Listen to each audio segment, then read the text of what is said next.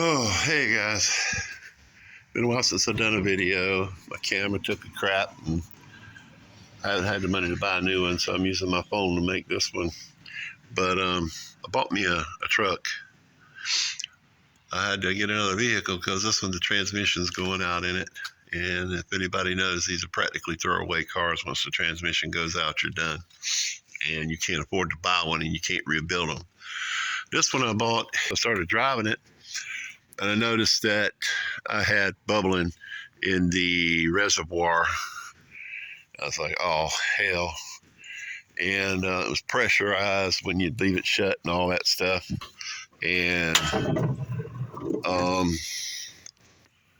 so I got this list because I'm going to delete it. Because I thought that was one of my problems, that I had a misfire. It was because of that, but it wasn't. It was a vacuum. I thought it was a vacuum leak, but it wasn't. Yeah, I had pressure on this. It was bubbling going on in here. And I know what that is. That's a sign of a blown head gasket. And you know, sometimes you get water coming out of your tailpipe just from condensation. Well, I had a puddle back here after it's sitting idle for a while. And you see that crusty stuff down there. So I think that was burnt, what do you call it? Burnt antifreeze. So I flushed it out and everything. And it was already flushed because I was doing a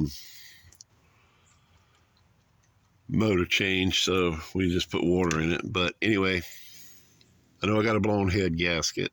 So what I'm going to do is I'm going to try this stuff here.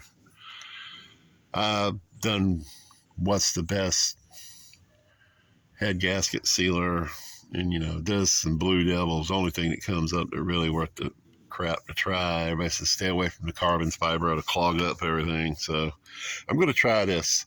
I'm going to start the truck up and show you what I'm talking about with the tailpipe. And if it builds up pressure, I'll show you there. I don't want to get too hot because I'm going to take the top hose loose right here. And I'm going to pour this inside. I'll probably let some of this out because I'm going to pour this whole bottle in there. Some people say you need two. And I'm like, well, I'm going to use two of these. I might as well use Blue Devil because it's twice as big. And I just bought this to see if it worked. It doesn't seem like it's that bad of a deal. It's not, you know, a terrible leak or anything. But it does leak a good bit. And you'll have to forgive me if I'm breathing heavy. I've been sick.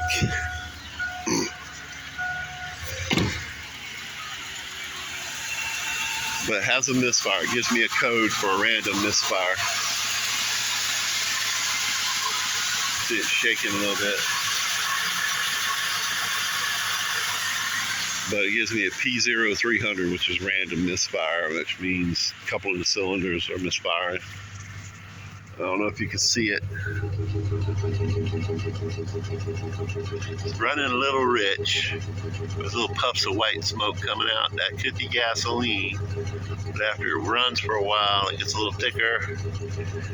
And it starts dripping out onto the ground. Anyway, let me turn it off and I'll take that hose loose and I'll bring you back and show you me pouring it in. All right, this is going to be difficult as it is, but I want you guys to see me pouring it into the hose here. If you have a reservoir, you want to put it in the top hose. If you don't have, a radiator cap. This one doesn't have a radiator cap, so we're going to pour this in the top radiator hose, and then we're going to reconnect it. Looks like chocolate milk. I don't know if you can see that.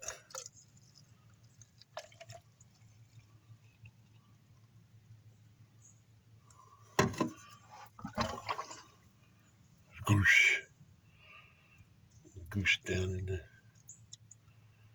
I did shake this really good for like a minute or so. So should be very well mixed.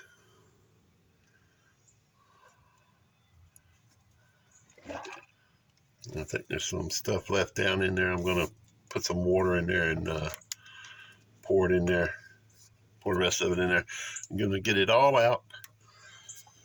And then we're going to crank it up and run it until it warms up. And it says to give it a couple of heat cycles. So we're going to crank it up, let it come up to operating temperature and run for a little while. Then we'll cut it off and let it cool down. And then we'll crank it back up. We'll cut it off and let it cool down for a while. So let me get the water on, because I'm going to fill the hose up after I get done. I'm going to refill the engine with water. This stuff says it's coolant safe, but I'm not using coolant right now. We live in South Carolina and we don't have to have it unless it's, down in the 20s. If it gets that low, I'll pull it in the garage or whatever. Anyway, let me take care of that and I'll be right back. Got water back in it and I filled up the reservoir tank. We're going to crank this up and bring it up to operating temperature and see how this does. See, it cranks right up and it runs really good. That's why I hate to even mess with it. I've already changed the intake on it. See, this here is supposed to go into that hole right there. I don't know if you can see that. This is the cruise control. I haven't got it hooked up yet. But there's no hole here anymore. This is one without this. And apparently you don't need this. So I'm going to undo this and do away with it. I got another exhaust manifold in there. I'm just going to take this whole exhaust manifold off so it doesn't have that hole in it down there and replace it. But anyway, you can see the tailpipe shaking because of the misfire. And it's just a little bit of smoke coming out of that. Let's see, we got a service engine light code on. Let's see what the code is. P0300, random multiple cylinder misfire. So let's back up. Let's erase that. And we'll let it run. And we'll see what we get.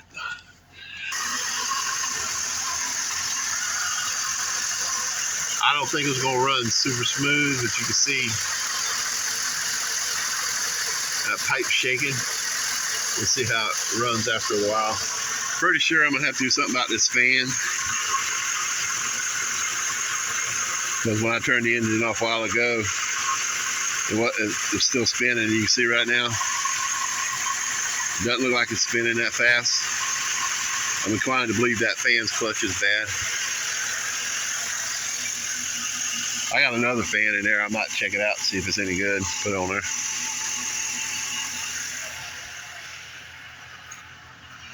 See, the light's back on. I bet it's a misfire.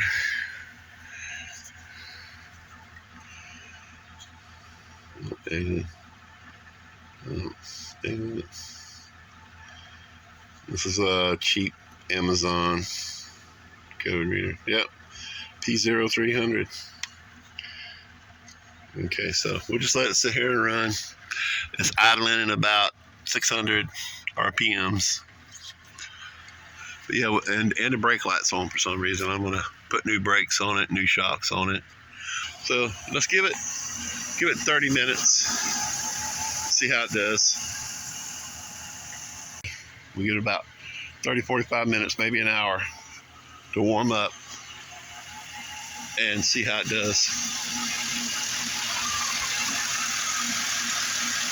All right, we'll be back. Bring you guys back real quick and show you what I was talking about. See the steam coming out the pipe and see the water inside the pipe.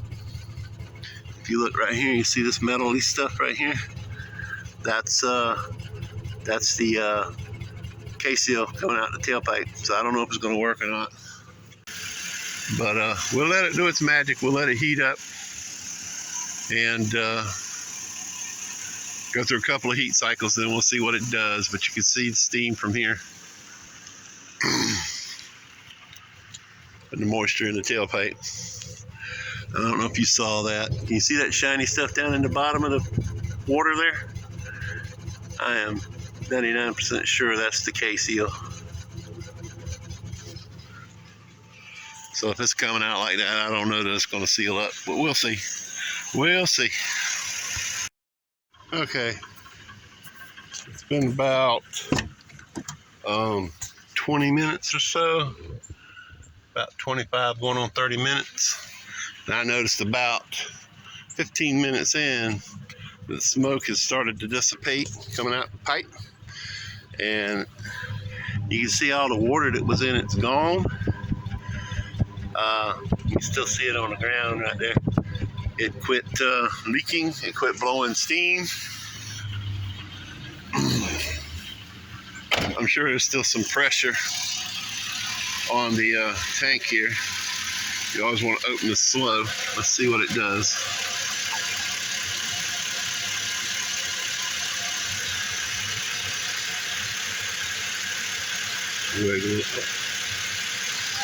These things are funny. They loosen up, then they get tight before they come off. Yep, so you still got some pressure on it, but then again, it could be from heat.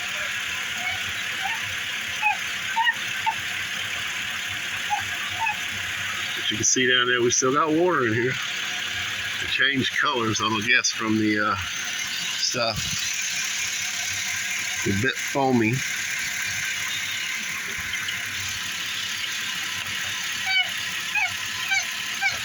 We're still shaking though. We still got a misfire. So still got a misfire. I think it's on number 8. So I'm going to change the plugs and wires. I even have new fuel injectors to go on here. So I'm going to cut it off and let it cool off. And then we'll fire it back up for another round and I'll bring you back. Let's see what we got here.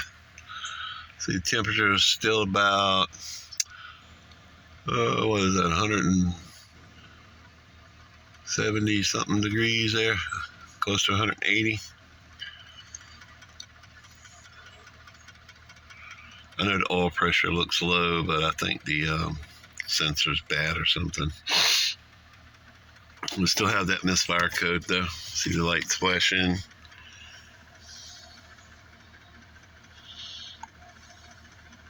Oops. I erased the codes before I started it, but it came back. So on the code I got is that misfire. So there. I shouldn't be able to do that if that's working. No, my fan's bad. But anyway, we're gonna let this run for a while and we'll see if it starts smoking again, because it started smoking really bad like 5-6 minutes in. Right now, I mean, I see a little exhaust, that's about it, but they say it takes a few heat cycles to get it to work good. It sealed it up after one. I'm excited, but in the future it'll get a head job. Anyway, I'll be back. 15 minutes and it started this crap again. You can see it looks like some sediment in there with it. I'm pretty sure that's the K-seal. They said it would take 2 or 3 heat cycles for it to solidify. Still got a missing skip there. We'll let it run until it gets 200 degrees or so. It's still only, it's below 210, so it's going to get up to about 210 before it's all said and done, I would think. It's kind of funny that it's not overheating and the fan's not working right. It's spinning pretty fast right now. That's just because of centrifugal force. But you can tell it's not spinning at the rate of the motor. I could probably stick my hand in there and stop it, but I'm not going to do that. But anyway, just going to let it keep running. I'll give this a few days to, fire it up and try it and fire it up and try it. Just keep giving it those heat cycles until it clogs up the bad gasket. I'll let it heat up for a while and we'll see what it does. I know they say you're supposed to pull the spark plugs on these cylinders that are misfiring, but I don't know which ones are misfiring, so how am I supposed to do that? It just says random misfire, it doesn't say where. So I guess maybe I'll just keep trying it this way until we figure it out. And I have done a compression check, and most of them come up to between 165 and 180 compression on every cylinder. So compression is fine.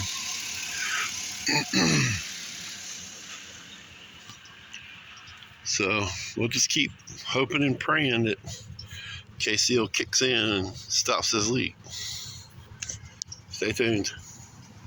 Okay, it's been about 45 minutes and it has not slowed up any.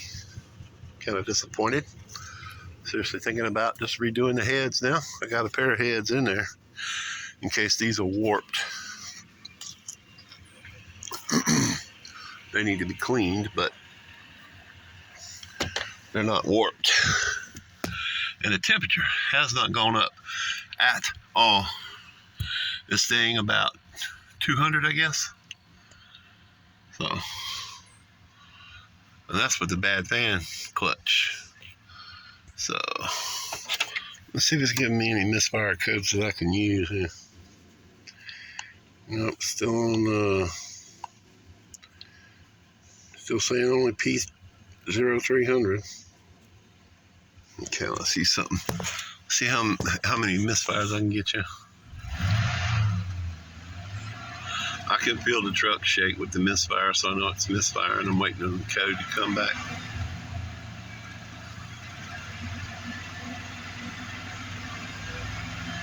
There it goes. Throw the code.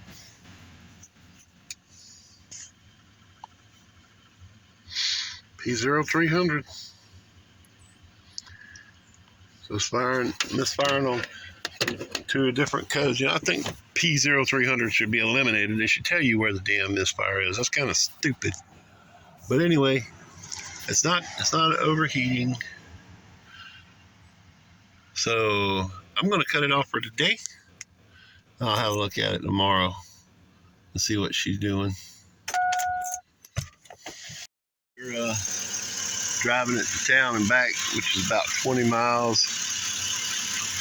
I didn't have any pressure in the reservoir, so that's a big plus. And you can see the water levels is right here, so it didn't leak any more water. And it says the water up to there, but I think that's just baffles in the tank, because the tank says full there.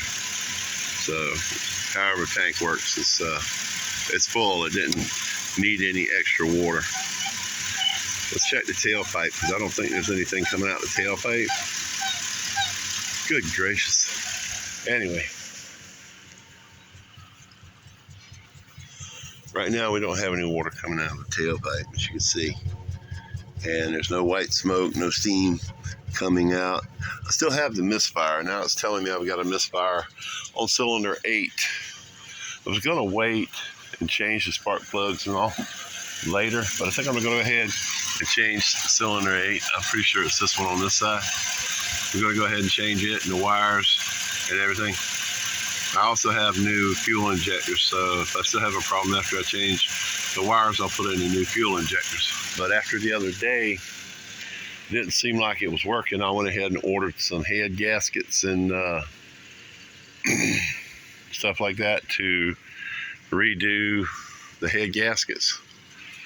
But I think I might just put that off. If this sealed up, I might just put it off and just give it a tune up and see how she does. If it's still having a problem, I might have to go ahead and redo the heads. Not something I want to do, but other than that skip, you can see she runs fine. You can see that skip right there, that miss. So after she cools down, I'll throw some new plugs and wires on her and see how she runs. And I might throw the new fuel injectors on there just to see if she runs any better. But for right now, I'm going to say that's a win. I'm going to let it idle for a while, see if any moisture builds up here in the tailpipe. Then I'll cut it off, let it cool down, and try it again. Just let it idle and see if any moisture builds up in the tailpipe. If not, I'm going to call it good and say K-Seal worked, at least for now. Down for a few hours and started back up, and it's been running about 10 minutes and it's already spitting out water. So K-Seal did not work for me. I didn't think that the head gasket was that bad, but apparently it's bad enough that this stuff doesn't work. So I'm going to go ahead with the you can see the silvery stuff in there. I'm going to go ahead with the gasket replacement. The K-Seal is actually coming out the exhaust. So I'm going to go ahead with the head gasket replacement. I'm going to go ahead and pull everything off of it and replace it. I ordered some off of Amazon. I haven't done a head gasket in 30 years at least. So before this truck was even made. So I'm going to have a lot of fun with that. So K-Seal, if you're watching, just know your stuff didn't work for whatever reason. I might do a follow-up when I pull the heads off and show you where the head gasket was blown. And we'll see how bad it really is. But anyway, thank you for watching. And if you don't mind, how about hit that subscribe button? It's free. And it'd be really awesome if you did. Thank you.